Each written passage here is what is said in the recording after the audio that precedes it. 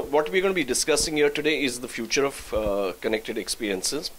And like I said, we are not the experts and we are not the ones who have all the perspectives. So on these roundtables, we've tried to bring in partners who have more experience. So I'm happy to introduce Microsoft here. And I'd like to thank Bala and Srini who are at the table. And their role here is to bring in their perspective as they've worked across the same area with, a lot of global companies. And, Bala, and therefore I'm going to request you, since you're the expert. Digital has actually brought technology closer to business than ever before. Right? Technology is no longer limited to only the IT department or the marketing department. It's actually becoming the agenda for every other line of business as well as the CXOs as well. I think that's the fundamental reason as Microsoft, as a company, we are seriously looking at the convergence of technology as well as business in several teams, and how does it make a difference in multiple aspects, right? When it comes to the way in which we define digital from Microsoft standpoint is that how do we create differentiated outcomes for employees, customers, and how does it impact the operating model and business model of a company, right? It's no longer limited to technology is actually being treated only as a supply where, it is used to achieve certain outcomes on a standalone basis, but it actually merges with the business to achieve differentiated outcomes for the entire stakeholder ecosystem what the business operates on. So that's how we see it from a digital standpoint. So more and more we are, if you look at our company perspective also, we have structured ourselves in terms of verticals rather than from a product perspective also when it comes to go to market, so that we speak the same language from a customer perspective. Before I start, two things. First, the rules. There are no rules. We won't want to be the, as we were discussing, joking, I don't want to be the Arnab Goswami of the tech world. Second is that we have multiple questions relating to different sectors, whether it is workplace, whether it is development, technology, finances, and we have a mix, people from all the fields. But feel free to come in if there's a question on workplace and you as a technology guy, you feel that there's something that you would want to speak on it. You can feel free to come in, and that's why we have, that adheres to the topic of the discussion, which is a connected experience. Today, everything is so connected that everybody's work is connected to somebody else, and you can feel free to come and pitch in just by a show of hands. And so I'm looking forward for answers on three perspectives. One is the perspective of the executive, the perspective of the employee, and perspective of the client customer. Answers for us, so we can come up with a summation of the discussion. My first topic for discussion would be how can organizations continue to differentiate themselves in the world of choice, and we'll start from the workplace behavior. So how will the nature of work change in the future? What will it take to retain top talent? But before I go to 5 years from now, how is digitization changing workplace as an HR? And I'll go to Mr. Thomas, to you first. How, since you had HR for Blue Dart, how is digitization changing the role of HR for you? Blue Dart Aviation is concerned, we are not highly digitalized. Okay, that's basically because of certain mandated things that you have to maintain in. But having said that, I believe that things like training, things like those kind of things where it is digitalized, you have guys who have come in now, youngsters, who have attention span of about 3 seconds. Now, how do I get them involved, and what do I do as a trainer to keep them attentive? That's a huge task, and especially when we are so used to the old system of training where you talked about, a 2-day program or a 3-day program. There's no way you can get them on. Now that's a big challenge for us, and we really don't have any answers as yet. So, that's one of the things that we are looking at in terms of Yeah, that's a problem that we have started with. I'll come to Muthu. Would you agree with? And how is digitization affecting your organization? A couple of thoughts going through my mind. The way the quality get produced is nothing but error proofing, right? Today, you actually see employees making use of tabs on the line. You have employees making use of, even the parts, right? The way the parts get digitalized, even if an employee wants to do a mistake, it actually, over a period of time, I sometimes get worried whether the employees need to make use of their mind or the machine should define that how the product gets produced, right? That's one. Second, I think the analytics, the digitalization helps in data analytics, converting the big data into meaningful information. Yes. You take a sales and service person in the field today, right? If you've got a proper system digitalized, like you look at the hot prospects, I think you probably have about 1,000 queries. I'm just exaggerating a number. I'm a sales executive working in, say, a Lucknow market, right? I got 100 hot prospects. Out of this 100 hot prospects through a system, how do I condense it so that I exactly hit the customer who's likely to buy the product? Now, the challenge is not digitalizing. The challenge is how am I going to enable my employees to process the information so it makes meaning making to the business, right? Shop floor, there's a huge change taking place when it comes to digitalization. When you face the customer, the employees face the customer, a lot of changes taking place. There are three generations. I'm just, stepping out a bit. There are three generations of employees in the organization. People belong to my generation who saw PC when they started their career, right? The second generation of employees are employees who are comfortable with the computers, right? All the languages, whatever they're used to, they're able to do that. The third generation of employees who in the last 5 to 7 years, they're very uncomfortable if you actually don't work with a smartphone. I think most things they would like to get it done there. So yes, it's bridging the gap, right? While somebody like me define the policy, right? There's somebody who's executing over there who's doing a smarter work. I think linking this, bridging this is a challenge. If you're talking about a people challenge on digitalization, this would be one of them. Sure. But I would like to come to Mr. Thomas's point again, and my question would be to Mr. Mani. He laid out a perspective where the challenge is from his side, where the attention span is coming down, but the challenge is from the other side as well, where an employer now has different choices. So how would you want to retain them? If you can answer both the questions, if the challenge exists, this one and that challenge, how do you answer that challenge? I got it. I think the manufacturing side, the digitalization playing a very vital role. If you look at a product when they wanted to make it, and even the number which you want to counter, it was manually counted. How much you manufacture this, that, what, manually it was counted. Now this digitalization, when you make it, it is automatically is count and the number is being, suppose the piece rate wages which you want to pay, that is automatically it is that. Not only that, when you wanted to certain component which you wanted to make it, that is mostly this, your computerization is helping for him to understand, and the product is not going anything extra. It is exactly the quality is being is being brought into that. I think the workman, as he said, that today we have the workman which we recruit, non-qualified or ITA qualified people which we take. The technological improvement when it's coming, and the majority it is all sophisticated CNC machines are coming.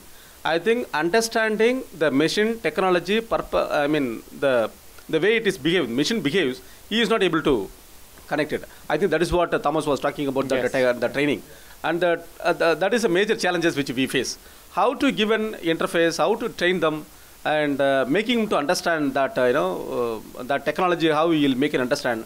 Whereas the way he comes to the shop floor, he understands that each and everything which he has to, why he is making, what for he is making, how this product will going to, react into the field or system. What is that is being expected by the customers, what he is expecting, exactly the person has to communicate to him.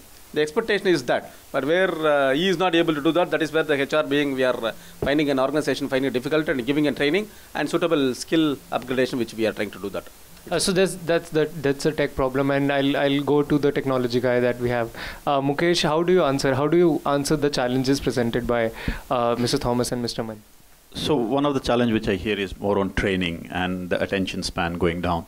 So technology, now we're just talking about it. Technology is today an enabler, and bear in mind it's a huge enabler, and it's an enabler of that magnitude that it can become a disruptor in your business as well. So, and it can disrupt your business and others' business. Now, when you talk about training, traditional methods of classroom training that we are doing, people find it very boring. It's only a very limited span of time. What I find is as long as that training is about 25 to 30 minutes, people are okay. The moment you cross 45 minutes, then everybody is sleeping about it. So technology has addressed this in a good way. There are tools now which have got very small modules of training. So if you want to do a product training, or you want to do a maybe technology training or marketing training, anything that you do, these technology companies divide this whole module into smaller sections, which could be as big as like 2 minutes to about 5 minutes. And the way I tell people to do it is, for example, in the IT world, we give transport to employees, or even in your manufacturing, a lot of people are using company buses to go. And everybody has a mobile device. As you said, everybody wants to do on mobile today. So I tell them, why are you sitting? What do you do when you are going in the car? You are either sleeping, gossiping, something like that. Why don't you open your app and do a 5-minute training? You could do like 3 modules in a day. Yeah. And in a week, you are done with the course. You don't even have to spend time in office at home saying, oh, yeah, I have to do this, finish this training. Utilize that time. So technology in that way is helping to address these challenges and many other challenges in terms of, like, for example, people today want to stay connected. One of the things which employees of this generation are challenging is, why should I come to office? I have a laptop, I have an iPad, I have a tablet. I can deliver you from home. Is my deliverable to come to office from first shift, second shift, 9 to 6, or is my deliverable based on my performance, based on what I deliver to your organization? Yes. So in that kind of thing, this Gen Z generation now, that's a different challenge now. They're saying now, other challenge in office is, why should I be limited to sit on cube number 320 on 5th floor? It's a huge campus. I should be able to work from anywhere. So how do we enable them to work from anywhere, including a cafe, including their homes, including a railway station, including an airport? So that's where the connected technologies will help in addressing these challenges. And that's how the experience is also changing. Technology is actually making experience change. And I'll come to you, Vanamali. Would you agree with what Mukesh has said, and if you want to add to the solutions that he has provided? Researching some material when I was coming here, I found that there's empirical data to prove that attention spans have actually come down from, I believe, 12 seconds in 2000 to 8 seconds today or something like that. Yeah, and I have seen companies advertising for 6 seconds on YouTube. Correct. Precisely, because that's the attention span. So that's There's also another reason for it. Yeah. okay. Okay, so we'll come to it for that. So clearly, in an environment of reducing attention spans, it's extremely important to keep the workforce engaged, which is definitely going to be a challenge. Where I see things changing, as we sort of move forward, is the profile of workers or employees that we're looking at is going to be radically different from what they were 10 years ago. I think the skill sets and a lot of the jobs that existed 15 years ago probably won't exist 20 years from now. Absolutely. I think that's something that we've got to be prepared for, because increasingly there are machines which are doing jobs that humans were doing. I mean, there was an article I was reading which said that potentially the IBM platform Watson could replace lawyers in the US. So that's the sort of the age that we are going towards. Come to you, sir, with the same question. Yeah, go ahead. So just a slightly radical thought. I mean, I keep hearing any conversation I get into, I keep hearing Gen Z, the work, the new generation. They have the convenience of working from home, etc., etc. There's a lot that tech companies in particular talk about, and I've seen it quite a bit in the banks that I've worked in as well. And the question I keep asking myself, and I haven't yet found an answer to it, and I'm hoping there'll be some perspectives around this table, is that generation, with all these facilities given to them, are they any more productive than what the previous generations were? And this was my next question, the challenge of productivity. So is it, are we, and also, and I think there are a few things, at least, I see it both as a line manager and as a parent, with the next generation. Sometimes I think I just get a feeling that we're becoming more tolerant of some of these, sort of lacunae in their behavior. So we, it's a given that attention span will not be more than 6 seconds. I mean, it's actually shameful if you say that it's only 6 seconds. Same thing, you provide them all the facilities and infrastructure, and are they any more productive than the previous generation? I really don't know. And I have this conversation with my kids as well, and they run thin on patience. Everything is instant gratification, and what have you. So I'm just wondering, are we becoming as a race are we becoming more tolerant of, sort of shortcomings in Gen Z and rationalize it, saying that's the Gen Z behavior? I mean, I just wanted to throw it up. I'll go to Mr. Venkatesh, who has joined us from Ashok Leyland.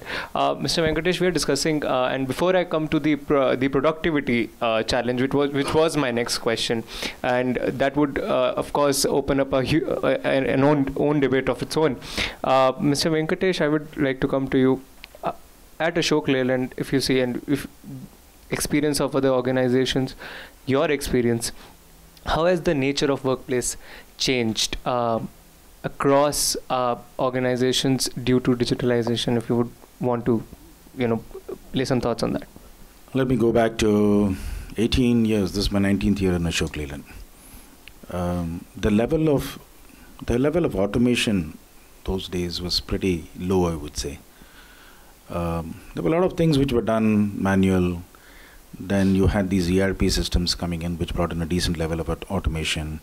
And especially in the automotive space, there's a lot of technology we use, whether it's on the manufacturing or whether it's on the R&D. Just to give you an example, we had those drafting machines which were there earlier, right, all over the design hall, which was replaced by the so-called the AutoCAD systems, when I talk of R&D, product development. And then that slowly got replaced by the CAD systems, more sophisticated CAD systems. And today we run multiple CAD systems. For example, CATIA and so on, PLM systems and so on. There are a lot of things which have the workplace has changed because of the level of automation, digitization, whatnot. And things which were probably generated manually, reports, analytics and all that, well, humongous amount of time which people used to spend at the workplace generating all those reports. Today is, today I go back to those days 10 years ago when one of the benefits of an ERP implementation used to be, people used to say we used to get visibility into the stocks. And that's taken for granted today, right? And those were all compiled those days. But today it's all taken for granted today. There's a lot of very, very useful information, insights, which is available on the desktop for you. And hence, I mean, you had the secretaries also earlier, and today we don't talk of secretaries in Ashok Leyland. I don't have a secretary. I have an assistant. But he does not typically do the kind of jobs which were being done by the so-called secretaries about 15 years ago, 10 years ago, because of the level of automation. And so the workplace has changed, has become much more convenient for people.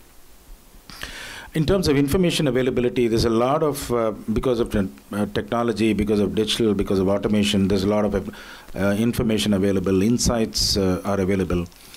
And if you talk of the transformation of our sales guys, for example, right? Typically, the sales personnel in the manufacturing industry would be very, very number driven, right? At the month end, you have 2,000 vehicles to be sold, and these guys are running after those numbers. The transformation which has happened at the workplace now is, I think we have been, in the last 4 or 5 years, using technology. I think we have driven a huge kind of a transformation in the workplace where decisions are more information driven, right? So we provide a lot of information, like I say, like a milkman delivering milk packets in their house early morning, or a newspaper boy delivering newspaper in the morning. I deliver information packets. These information packets can be accessed on the mobile, on a tab, on a laptop, or whatever it is.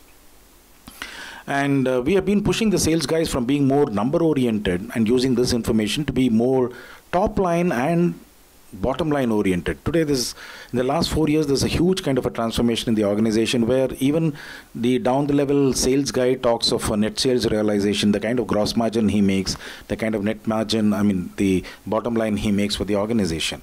That's a huge kind of a transformation riding on whatever digital analytics and a lot of AI and stuff what we do. And there are a lot of things which are, as I think, I was just hearing because I came quite late. You have 50% of our organization are less than 35 years or less than 30 years, I guess. So the demography of the organization has also significantly changed.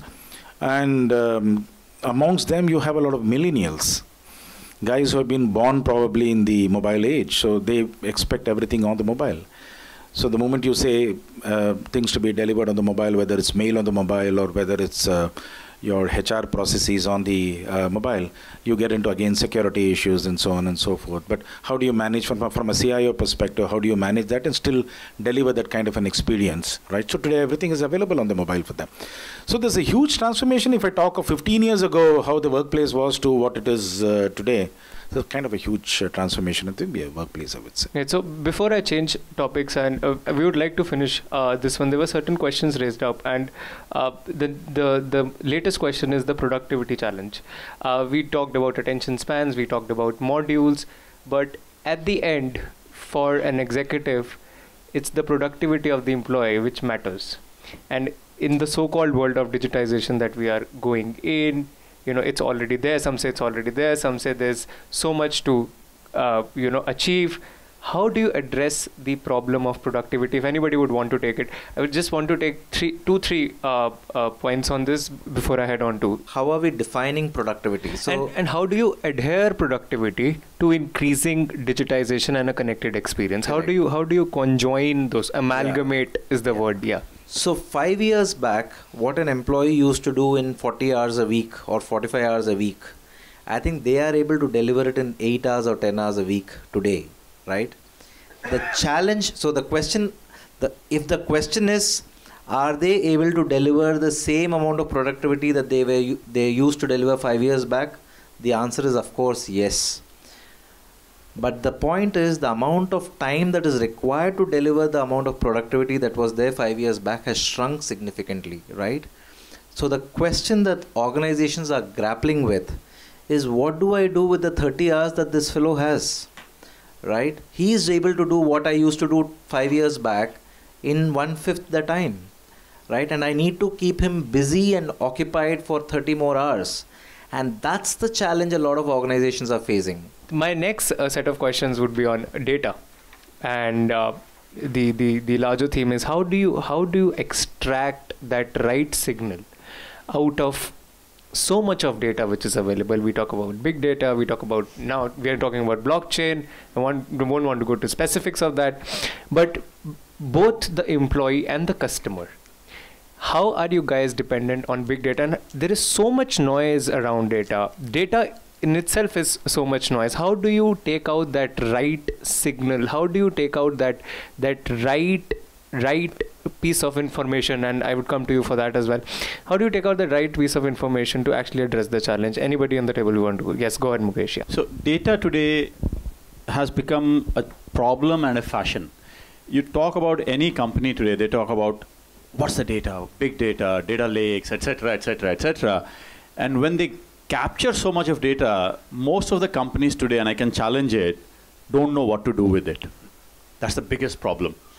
My advice, whenever I talk to anybody within the organization or outside, is before you start generating the data, because data can be generated anytime. We are generating data at this time in that camera as well. That's the data, right? Now, what are you going to do with that data is important.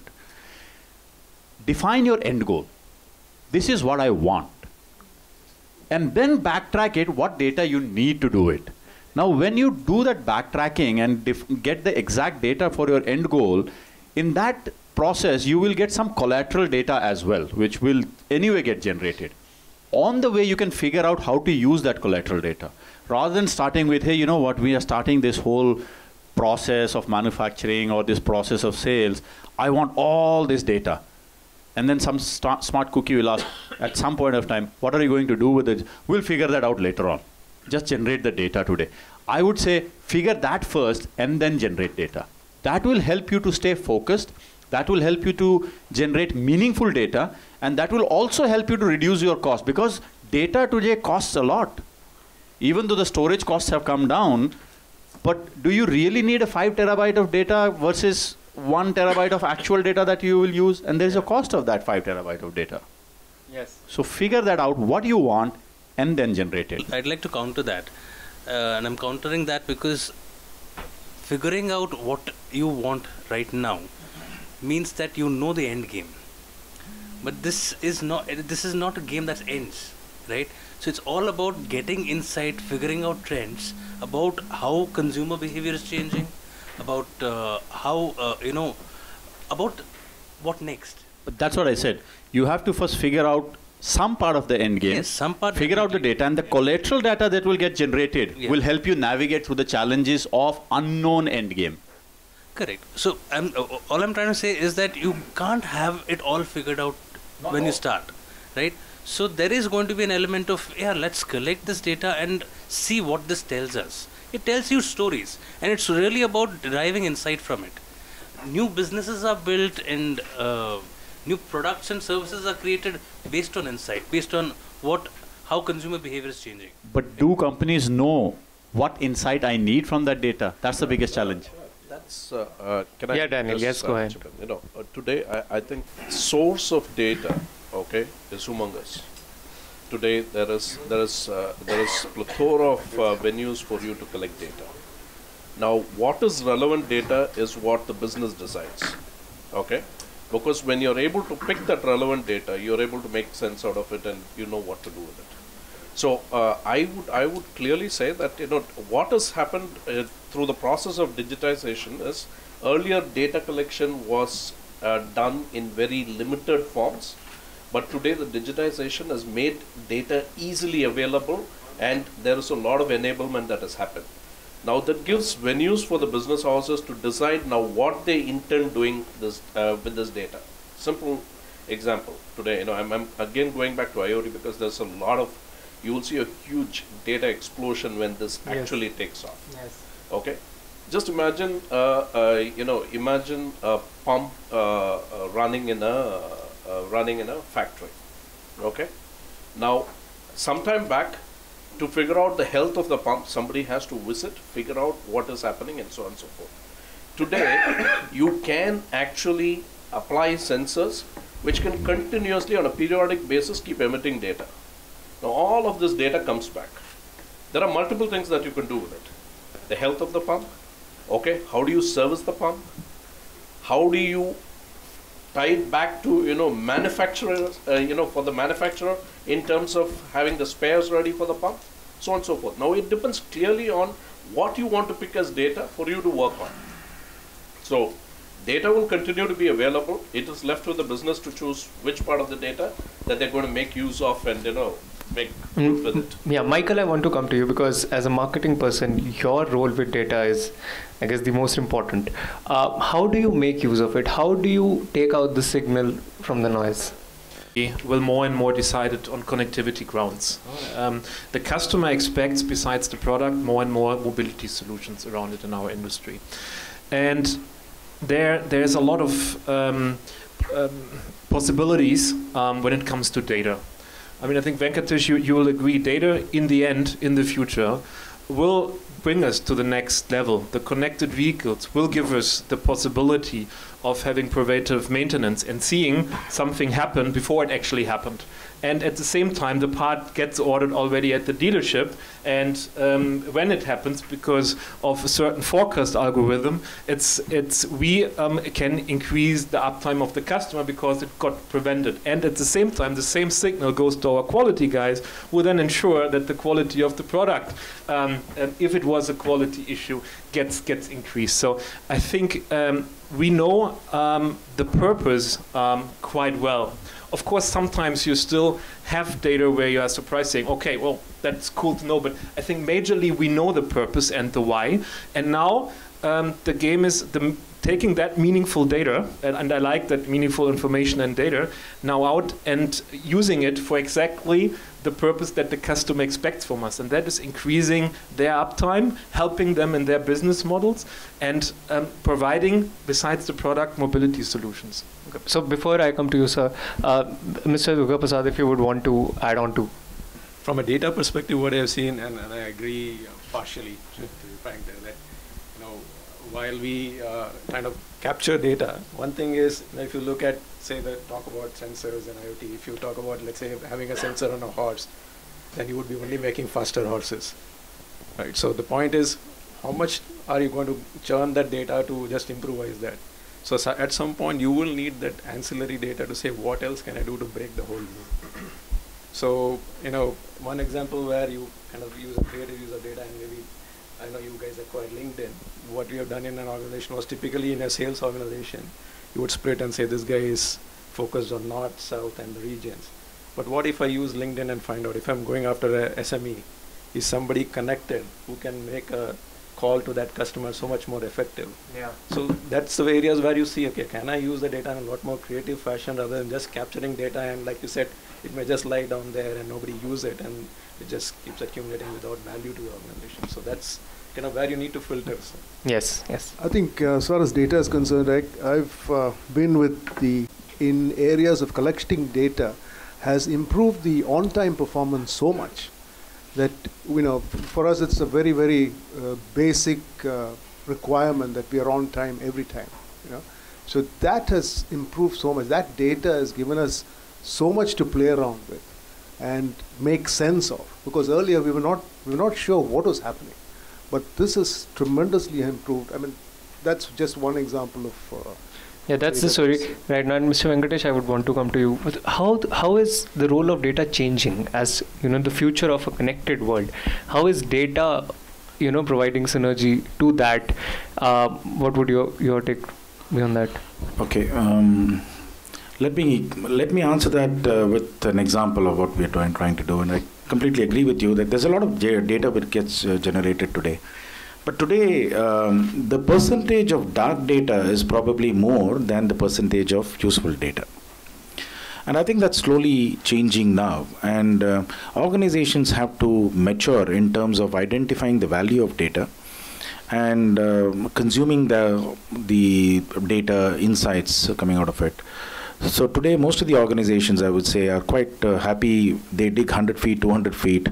They're happy with whatever they get. But I think gold lies at 3,000 feet. You'll have to dig much deeper, is what is the realization. And I think organizations are working towards that. When you talk of a connected experience and connected vehicle, today, I mean, I drive a car and my car is still dumb. It does not talk to me. But our commercial vehicles, at least Ashok Leyland vehicles, all our trucks are fitted with a lot of sensors. We capture more data than a flight data recorder. We capture more data than an aircraft manufacturer, maybe be it Rolls-Royce or Pratt & Whitney's or GE, in terms of data points.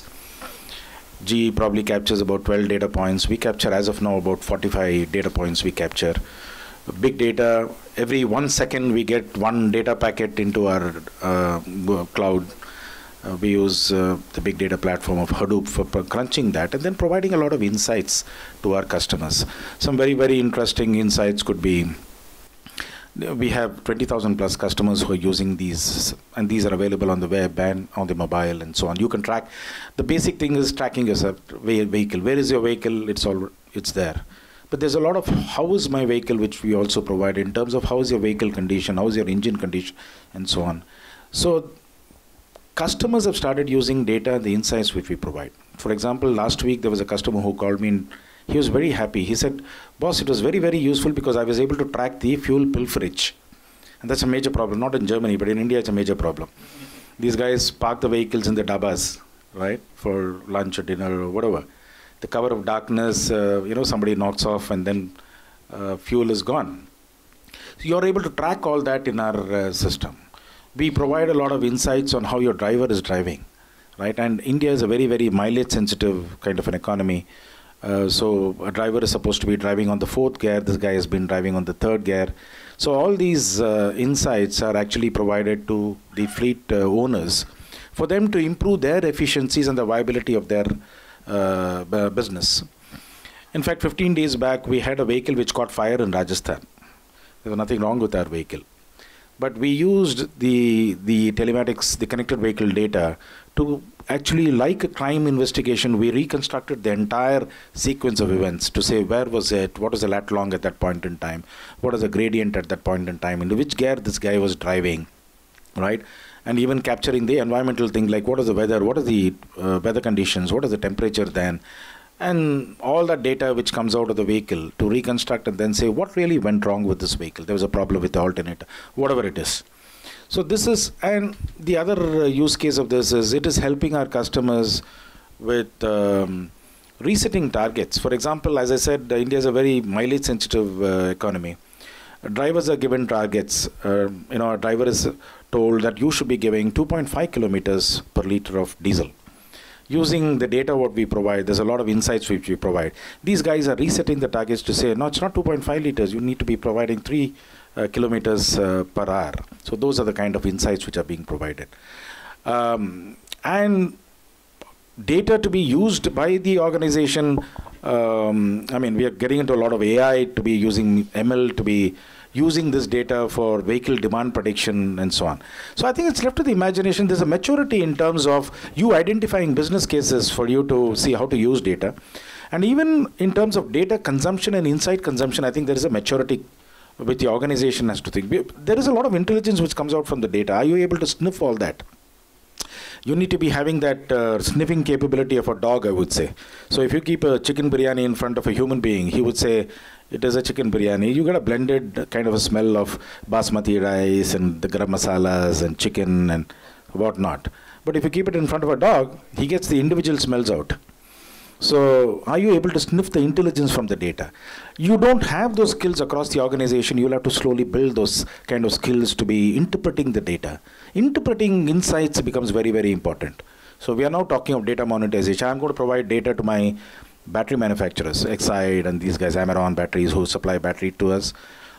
Capturing the data, what we have, providing insights for those fellows to know how your battery is performing on the field, for him to provide, for him to improve his product performance, and hence the performance of my vehicle, because I'm the OE here, and stuff like that. I mean, I think we are at a tipping point, I guess, and an inflection point as far as data analytics is concerned. But I wanted to come to specifics of which data leads to innovation, because there's so much data out there and you have to take out that certain piece which you think. So for example, solar came to India when it was not expected to be, and that is why it failed.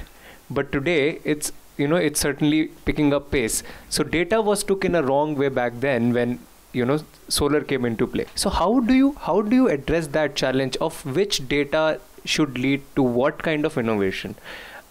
If anybody, I'll throw that. Yeah, go ahead. One Mali, and then we can go ahead. Leads to innovation in a roundabout sort of way, because the data can actually give you the problem statement that you're looking at. It can quantify the problem statement that you're looking at. So, for instance, we some time back we were looking at sort of the turnaround times for our fulfillment process for a particular line of business, and we found that there are certain aspects which were taking much longer than what we'd like, and obviously what the customers would like as well. And then we looked at ways and means in terms of how can we cut that cycle time, and then we came up with a product idea which eventually sort of went ahead of what the customer wanted. But the data was when we sort of gathered the data and analyzed it, we found that it gave us the problem statement. He said, okay, this is where we have the problem. Now what are we going to do to solve it?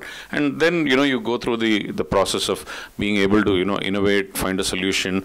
One of the key things that I found about innovation is to fail fast. If you're doing something, do it quickly. Fail fast is very, very critical, because as a technologist, I can tell you that my business guys just don't have the patience to wait for anything. They want everything yesterday. So if you're failing, you better fail fast and tell them, listen, this will not work. So I think a lot of times data can give you a good insight into what your problem is, where your problem is, based on which it sort of leads to the innovation. So that's the way I would see it. On innovation, there is one thing which I want to also clarify is, a lot of time when you talk about innovation, people get confused that innovation is about finding something new. So it's important to distinguish between innovation and invention. Innovation, so to your point, somebody talked about productivity Productivity is definitely increasing because people are becoming more innovative. You can call it creative as well. But it's not invention. Now, how data is leading to innovation, just adding up on what Michael was talking about, connected cars. Now we know connected cars are coming, and these cars are working on tons of sensors installed on those cars, including cameras and other sensors. And these sensors are generating a lot of data. Now, will that connected car be impacting only the automobile business, or will it create some other innovative areas, other businesses to think about their innovative business? For example, insurance. Now, when you talk about connected cars, one of the things which connected cars will be doing is reduce the rate of accidents. Definitely, because human error is gone. And connected car is not about talking one car to the driver. Connected cars will reach a stage where one car is talking to another car. And they will talk signals and say, I'm driving at 60 miles, you are on the left side, I'm on the right side, let's be safe with each other. CIA is talking to every car. Something like that. So these cars will be talking to each other and avoid collision. Now, when collisions are not happening, why do I need insurance? So what will happen to the insurance industry? Tesla or Toyota or any other company or even Mercedes-Benz will come tomorrow with plans to say, look, buy my connected car and I'll cover everything in case it meets a collision. You don't need a separate insurance. So the insurance business will now have to do some innovative work to underwrite the insurance from Mercedes rather than with the consumer things. So that is what data can drive with connected cars, and the more we try to use it. So that could be different innovative uses of doing business through data. So I think, you know, there are if I could capture or if I could summarize what the key trends that emerged from the last 2 hours conversation is that I think it was always on the twin goals, right? We discussed about manufacturing versus services, product versus services, productivity versus creativity, Gen Y versus Gen Z, or do we do continuous improvement or radical transformation? I think those are the fundamental questions I believe we face in every single vertical, every single enterprises that we actually speak to. I think they are facing these fundamental questions as well. But do we have an answer? I think one of the answers could be that art of possibility in terms of ability to imagine the new futures that are possible in these interesting transitions that we see, which are enabled by technology. The art of possibility is one thing. But I just want to summarize with one quote, very interesting quote. I think you must have heard about Jim Rohn, one of the motivating speaker from US. He was asked one of the questions in terms of, what do you think about future, right? What's going to happen? I think a lot of people, as we are in the inflection point or tipping point as we speak in terms of how do we predict the future? Will we be able to predict the future so that we are able to prepare for it? So same question was asked to Jim Rohn. And he said, regardless of the times that we live in, whether we are in the industrial era or digital era, I think there is one question or one situation is going to be pretty much certain, which is basically that every era comes up with an opportunity and a challenge. So basically the question is that will we be able to maximize the opportunity for all of us and then enable ourselves to tackle the challenges so that we succeed and thrive in the economy as all of the participants together? I think that's going to be the fundamental questions which is going to be faced by all of us. With that, I'd like to thank you all of you once again for coming and then sharing your inputs.